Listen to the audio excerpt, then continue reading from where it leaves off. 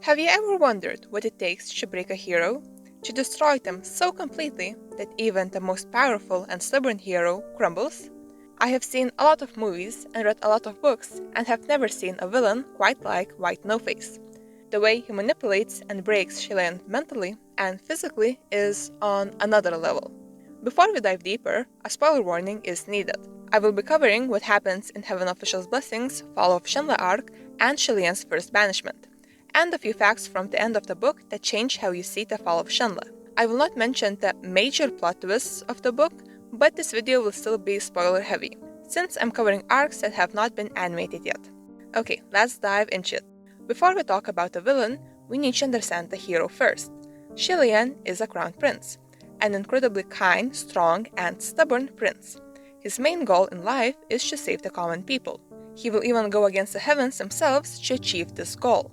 When Xie Lian saves a falling child during a parade, everyone around him is mad, and even tell him to repent for a month facing a wall. But Xie Lian does not do that, because in his words, saving a life isn't wrong, and he will not apologize for it. If the heavens condemn him for ruining a parade to save a life, then the heavens are wrong and he will not apologize. And eventually Xie Lian ascends to godhood himself at the young age of 17, and becomes the second most powerful god. The only god more powerful than him was the Heavenly Emperor. Up until this point, Xie Lian got everything he ever wanted on a silver platter.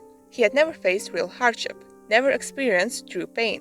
He loved his people, and his people loved him.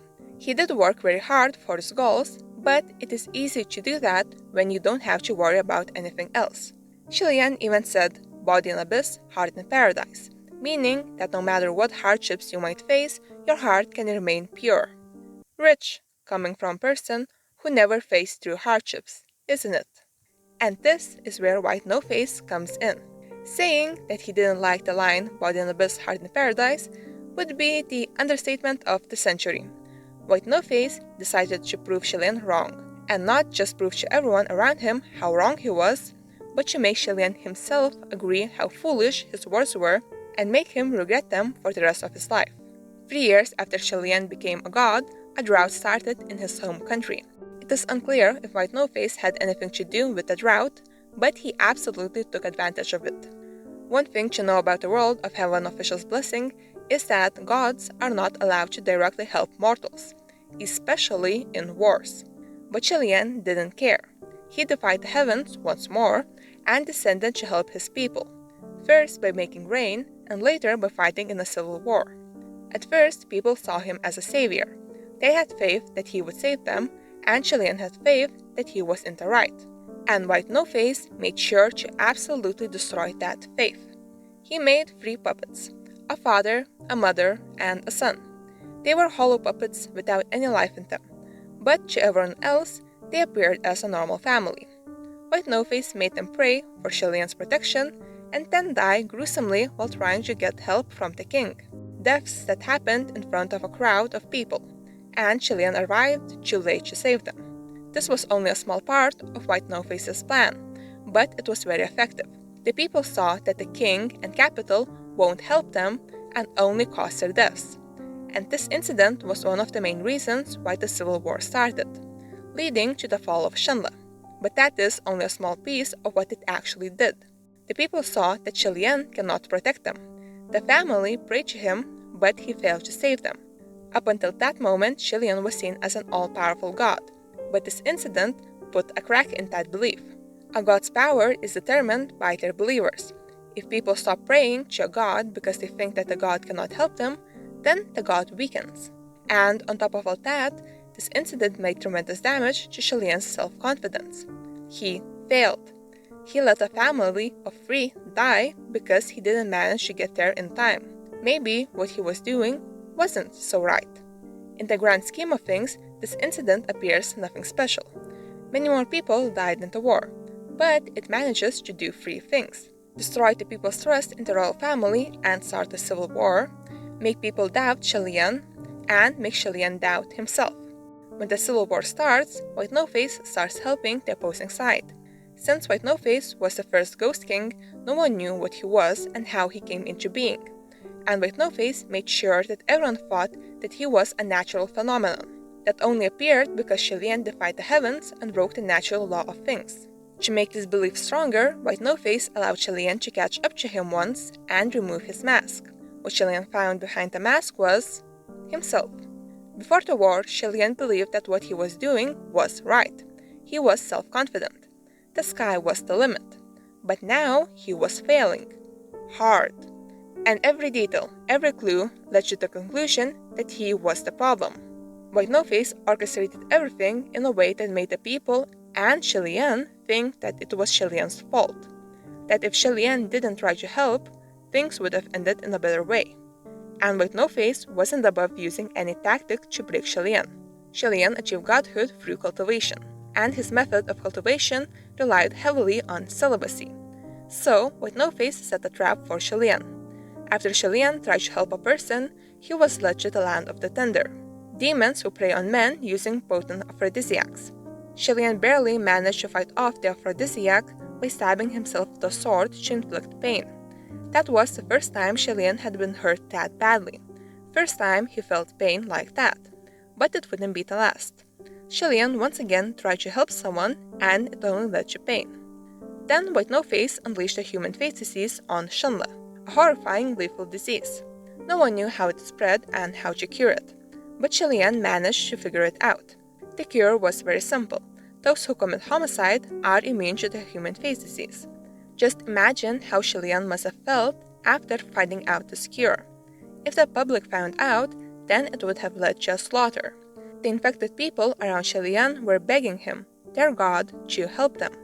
The common people, who Xie Lian wanted to protect, were suffering, and he knew exactly how to help them, but had to choose not to help them. And on top of all that, White No-Face was feeling generous, and told Xie Lian how to inflict the human face disease on others. Xie Lian was fighting and losing a civil war. If he unleashed the human face disease on young Anne, they could win. Everyone around him pressured Xie Lian to unleash the human face disease, but Xie Lian refused. The disease wouldn't affect soldiers, but it would affect innocent civilians. And Xie Lian refused to do that. He wanted to save the common people, not kill them. And that compassion eventually led to him losing and Shenle falling. But before the fall, White No-Face added a finishing touch to break Xie Lian's spirit. At that point, Xie Lian was at his limit. Completely tired, mentally and physically, he had just let a tower fall. And at that moment, White No-Face appeared before him, and Xie Lian tried to chase after him, jumping off a wall. A jump like that wasn't anything special for him. He had done that numerous times, even when he was still human. But this time, it was different. He broke his leg. Would you believe in a god who was so weak that a simple jump broke his leg? Would a god believe in himself after something like that? After that, Shenle fell, but Xie Lian's horrors were just beginning. White No-Face orchestrated everything so the people would rely on Xie Lian for help, and when Xie Lian failed to meet their expectations, the people turned on him. Xie Lian did everything he could to help, but he failed and the people needed a scapegoat for their problems. All of the blame fell on him, while the gods who refused to even try to help faced zero repercussions. The whole situation was extremely unfair and tragic, but Xie Lian refused to give in. He was in a very bad situation, but he still didn't lose hope. After he lost the war, Xie Lian was banished from heaven and went into hiding from the people of Yang'an with his parents and his closest friends, Muqing and Fengxian. Unfortunately, Muqing left early on, and that left Xie Lian in an even worse situation. Xie Lian tried to focus on his cultivation so he could ascend again, but they were struggling financially and could barely feed themselves. Eventually, Xie Lian decided to steal.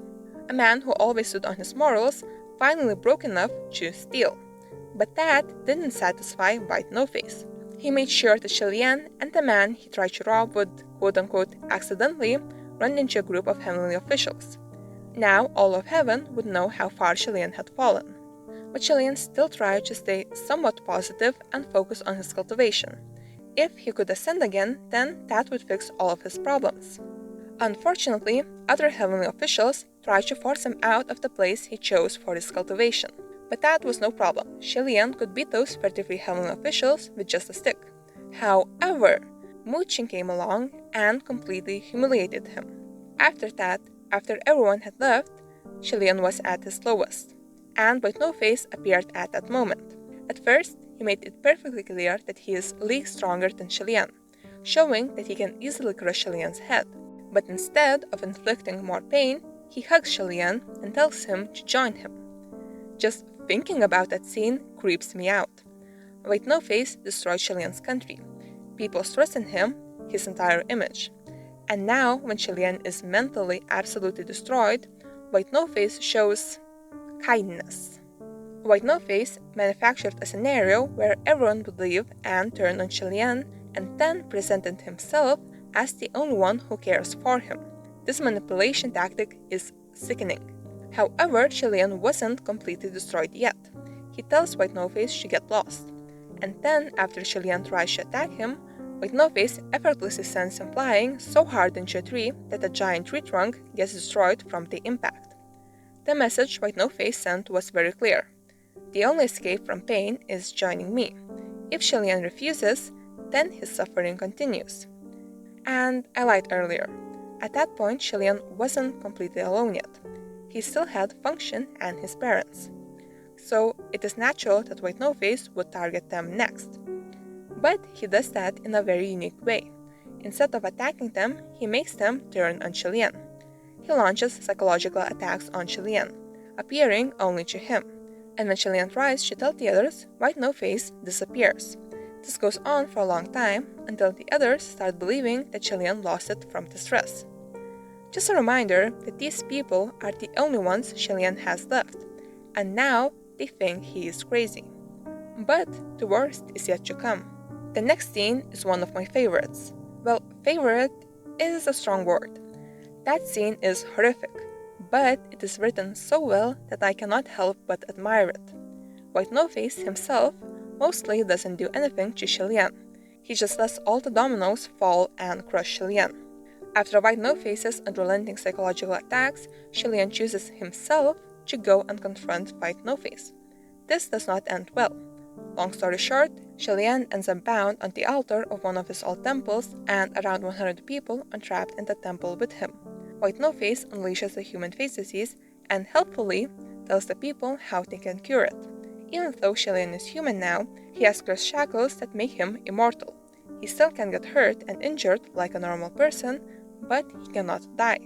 However, inflicting a mortal wound on him does count as killing someone.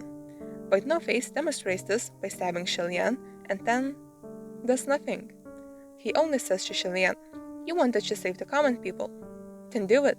Save them." This scene is so well written. Xie Lian is put in a position where the common people need help and he can save them. For the entire book, he has been saying that his goal is to save the common people.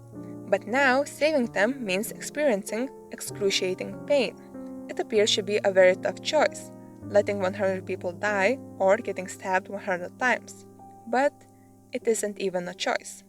White No-Face took the choice from him. Xie Lian is bound and cannot say no. If Xie Lian had a choice, then maybe he could have come to terms with the situation and sacrificed himself willingly. But no. White No-Face's goal was to break Xie Lian, and taking the choice away did exactly that. The people were hesitant at first, but among them was the man that Xie Lian tried to rob. When he told everyone about that fact, the dam broke. A single wrongdoing was enough for them to commit this horrific act.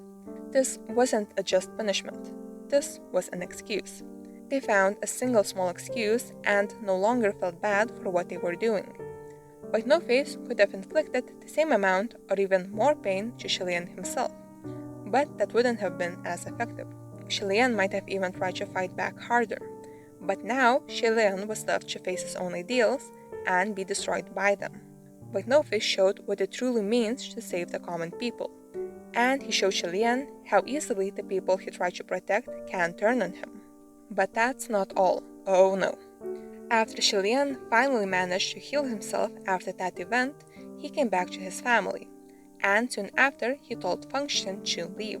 Xie Lian had learned that everyone would eventually turn on him and leave, so he decided to just peel the bandage off himself. And the next morning, he found out that his parents had ended their own lives, because they thought that they were being a burden to Xie Lian. White No-Face took everything from Xie Lian without even placing a single finger on his parents and friends. Again, he could have killed them himself, but that would have only fueled Xie Lian's rage for him. But now Xie Lian had no one to blame but himself, and that was the last straw. He had endured so much, clung to his morals for so long, but that was too much. Xie Lian broke. He decided to unleash a human face disease and destroy the country that he worked so hard to protect. If he had done it earlier, when the war was still ongoing, then that act would have had meaning. But now, it was pure revenge. Xie Lian had proven himself that when the body is in the abyss, the heart cannot be in paradise. And that's exactly what White No-Face wanted. And that's how you completely break your main character. But the story doesn't end here. A certain ghost and a completely random farmer changed the course of the story. But that's a topic for another video. I hope you enjoyed this one. If you did, don't forget to like and subscribe. See you in the next one. Bye!